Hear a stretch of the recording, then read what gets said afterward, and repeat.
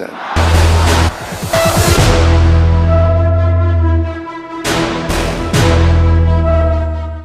नमस्कार, स्वागत है आप सभी का। ग्लोबल अड्डा आप देख रहे हैं और मैं हूं आपके साथ पुनीत मिश्रा।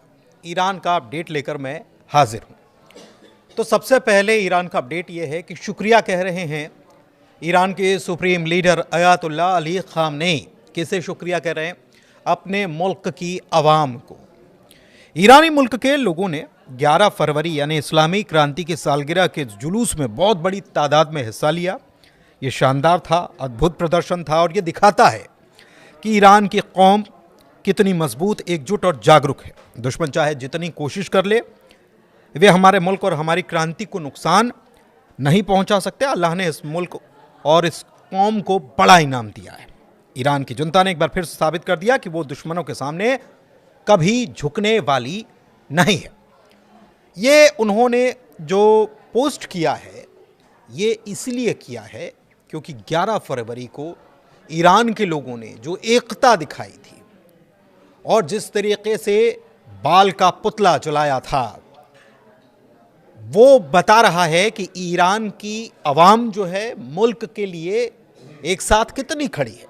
फिर चाहे वो प्रदर्शन बीते दिनों हुआ हो, जो कि प्रायोजित बताया जाता है कि अमेरिका की तरफ से प्रायोजित था, लेकिन इस बीच अपडेट क्या है? अपडेट यह है कि ईरान और अमेरिका के बीच जो टेंशन बनी हुई थी अभी भी अपने पीक पर बनी हुई है।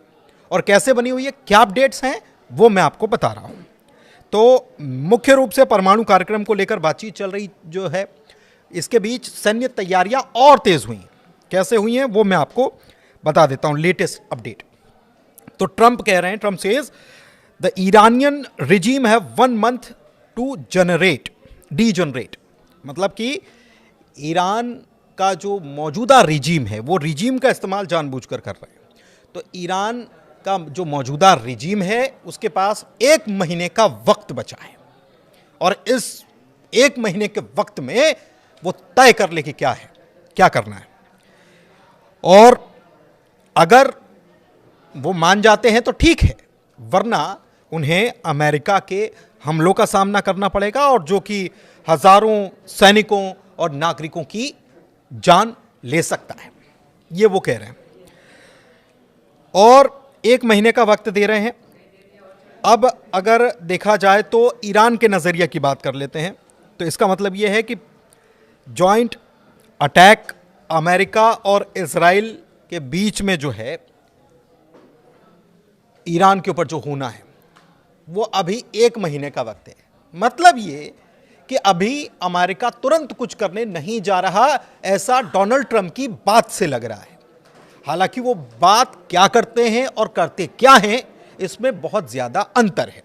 इसलिए क्योंकि बेंजामिन नेतन्याहू अभी अभी तो डोनाल्ड ट्रंप से मिलकर आए, तो नेतन्याहू तो ये चाहते हैं कि अगर अमेरिका नहीं करे तो हम हमला कर दें। लेकिन क्या डोनाल्ड ट्रंप ने नेतन्याहू को समझा दिया है, या फिर नेतन्याहू और डोनाल्ड ट्रंप के बीच कुछ ऐसी बात हुई है कि आप ऐसा कहिए और फिर हम ऐसा करेंगे? कुछ भी हो सकता है। अच्छा, इस बीच अमेरिका ने दूसरा एयरक्राफ्ट कैरियर भेज दिया है और ये एयरक्राफ्ट कैरियर जो है, एक तो पहले से अब्राहम लिंकन मौजूद है, लेकिन ये दूसरा एयरक्राफ्ट कैरियर जो है, ये सबसे बड़ा, दुनिया का सबसे बड़ा एयरक्राफ्ट कैरियर कहा जाता है, जिसको कहा जाता है गेराल्ड आर फोर्ड। ये अमेरिका का सबसे बड़ा एयरक्राफ्ट कैरियर है और इसको मिडिल ईस्ट में डिप्लॉय करने की तैयारी हो रही है।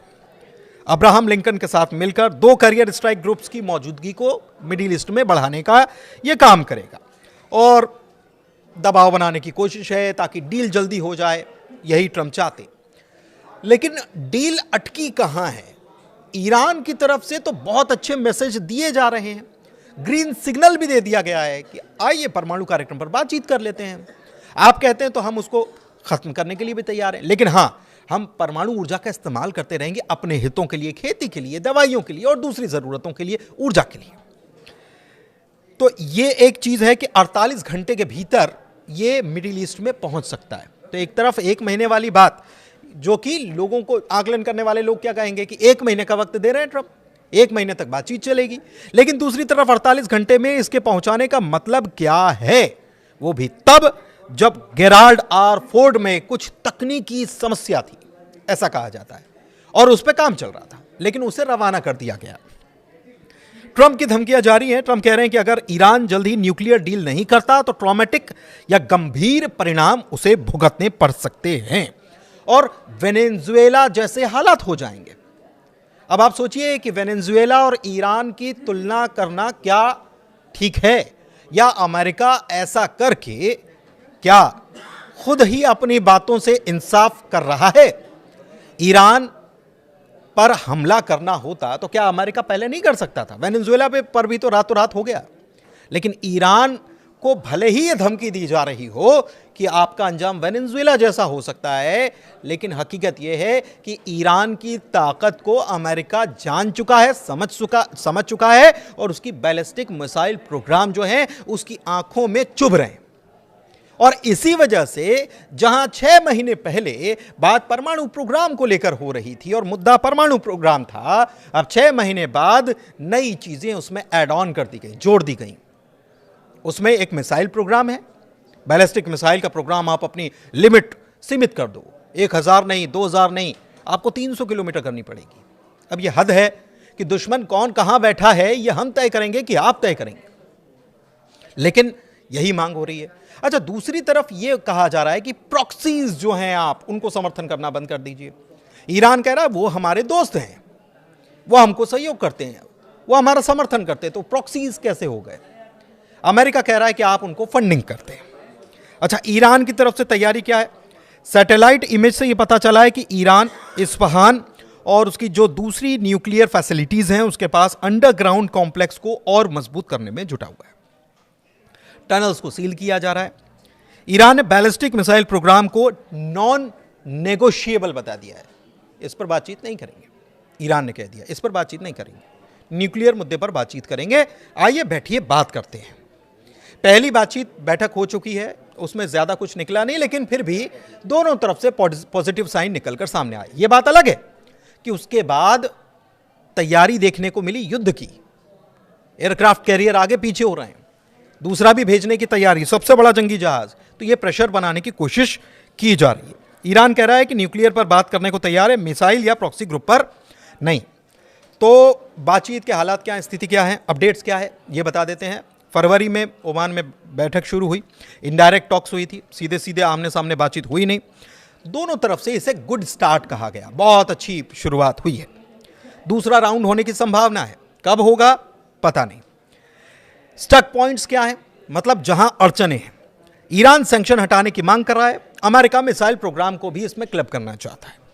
ईरान ने कहा है कि अगर न्यूक्लियर पर कामयाबी मिली तो फिर हम दूसरे मुद्दों पर आगे बातचीत करेंगे।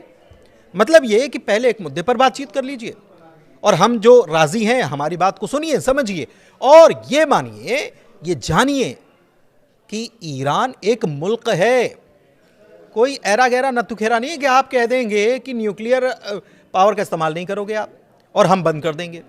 तो ईरान एक खुददार मुल्क है, अपनी ताकत को भी जानता, अपनी ज़रूरतों को भी समझता, और उन ज़रूरतों को पूरा करने के लिए अगर न्यूक्लियर एनर्जी का इस्तेमाल उसे करना है तो उसको करना है।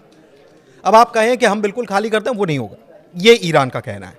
हाँ, ईरान कह रहा है कि आइए बैठकर बातचीत करते हैं, कुछ हल निकालेंगे और उसके बाद दूसरे मुद्दों पर भी बात करेंगे, लेकिन पहले कुछ तो हो। सैंक्शंस हटाइए, सैंक्शंस हटाएंगे तो फिर हमारी तरफ से भी, हमको भी आपके ऊपर और भरोसा बढ़ेगा, क्योंकि अभी मौजूदा वक्त में हम आपके ऊपर भरोसा नहीं कर सकते, क्योंकि 12 दिन का हमने देख लिया ट्रेलर। अब टेंशन बढ़ी हुई है क्योंकि इजराइल के पीएम नेतन्याहू ने ट्रंप से मुलाकात की, ईरान पर सख्त रुख अपनाने की सलाह दी। ईरान ने अमेरिकी बेसिस पर अटैक की धमकी दी और अगला हमला हुआ तो रीजनल वॉर हो सकता है, ये ईरान ने कह दिया है। कुल मिलाकर डिप्लोमेसी चल रही है। सैन्य बिल्डअप की धमकियों से लग रहा है कि स्थिति नाजुक है। डील नहीं हुई तो ट्रंप जो हैं वो स्ट्राइक का ऑप्शन खुले तौर पर रख कर चल रहे हैं कि हम हमला कर देंगे। लेकिन एनालिसिस क्या कहता है, जानकार क्या समझते हैं और क्या कहते हैं, इस बात को समझिएगा, ये बात को अंडरलाइन कर लीजिए। फुल स्केल वॉर से ट्रंप हिचक रहे हैं और यह लंबा और महंगा साबित होगा। किसके लिए? अमेरिका के लिए। वैसे भी आप देखिए, दो स्ट्राइक ग्रुप्स को भेजना, एयरक्राफ्ट कैरियर्स को भेजना, कोई मामूली बात नहीं है। इतना फ्यूल खर्चा होना, इतनी लागत लग रही है उसमें, इतने दिन तक डिप्लॉयमेंट हो रहा है और अलग अलग दुनिया में अलग अलग जगहों पर इनकी तैनाती होती है वैसे, लेकिन उसको वहाँ से ले जाकर वहाँ मिडिल ईस्ट में तैनात कर देने का मतलब क्या है? मतलब यह है कि दबाव बनाया जाए। फुल स्केल वॉर नहीं चाहते हैं ट्रंप। उनको मालूम है कि अगर फंस गए तो बहुत लंबा खिंच सकता है। इस बीच एक चीज और है कि ईरान का सैटेलाइट जैम-1 अच्छी तरीके से लॉन्च हो गया और जानकार ये कह रहे हैं कि मिशन जो है वो एक मुल्क को दूसरे मुकाम पर ले जा रहा है स्पेस और सैटेलाइट के मामले में, डेवलपमेंट प्रोग्राम के मामले में। एक ये है। अच्छा, इस बीच अच्छी खबर क्या है? अच्छी खबर भी मैं आपको बताता हूं। सऊदी अरब के सुल्तान किंग जो हैं सलमान और क्राउन प्रिंस मोहम्मद बिन सलमान ने ईरान के राष्ट्रपति मसूद पेज़ेश्कियान को ईरान की इस्लामिक क्रांति की 47वीं वर्षगांठ यानी कि एनिवर्सरी 11 फरवरी 2026 को जो थी, इस पर बधाई दी है। मतलब सऊदी बधाई दे रहा है। इसके मायने क्या हैं? इसके मायने यह है कि सऊदी भी चाहता है कि ईरान से रिश्ते जो पुरानी तलखियां थीं उनको ख़त्म करके मजबूत हों, और इसीलिए सऊदी ये भी पहले बीते दिनों कह चुका है कि अगर अमेरिकी ठिकाने जो सऊदी में भी मौजूद हैं, अगर उनके ऊपर ईरान हमला करता है तो हम बीच में नहीं पड़ेंगे, बस हमारा मुल्क सुरक्षित रहना चाहिए। अच्छा, संदेश जो है ईरान की सरकारी मीडिया ने जारी किया है और बताया है कि सऊदी की तरफ से हमको बधाई मिली है, और इससे ये पता चल रहा है कि सऊदी अरब और ईरान के बीच ताल्लुकात अब पहले से बेहतर हुए हैं, खास तौर पर 2023 के बाद, क्योंकि चीन ने इसमें मीडिएशन किया और दोनों मुल्कों के बीच ताल्लुकात में जो है वो नरमी आई थी। जो पहले कड़वाहट थी वो नरमी के तौर पर देखी गई। चीन ने इसमें मीडिएशन किया था। इसके बाद 2024 की बात करें तो दोनों ब्रिक्स के हिस्सा भी बन गए, तो अब एक प्रकार से भाई भाई पड़ोसी भी हैं, और बधाई संदेश जो है दोनों देशों के बीच बढ़ती दोस्ती और क्षेत्रीय सहयोग की तरफ इशारा कर रहा है। और बाकी आप खुद समझदार हैं कि खबर क्या कहती है।